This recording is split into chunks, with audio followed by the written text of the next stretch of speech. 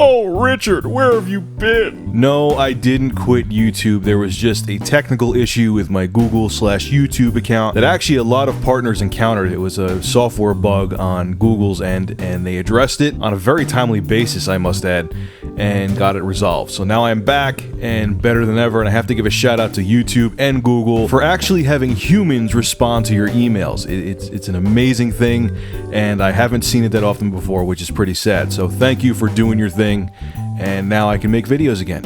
Yeah, and I have a lot of Crytek news to talk about, hence why you're watching Crysis 2 footage while I'm talking. The first thing is that Crysis, the original Crysis, is actually coming to the Xbox 360 and PS3 in October. Crysis 1 will be downloadable via PSN and Xbox Live and will be remastered with the CryEngine 3. No, that wasn't a typo, they actually used the word remastered. According to Crytek, Crysis 1 for the consoles will have better lighting, better particle effects, and a more streamlined interface for the nanosuit. CNN is also reporting that due to this statement from Crytek, millions of ass-hurt PC elitists are crying in their pillows like schoolgirls. Look, first off, if you're losing sleep over any game not being an exclusive for a platform anymore, let alone a 4-year-old title, you definitely need to wake up tomorrow morning and reevaluate your priorities. Period. And secondly, if you read the article, which I'll have posted below in the description, they're not saying that the console hardware is superior to the PC hardware. I don't know why everyone's twisting it like that.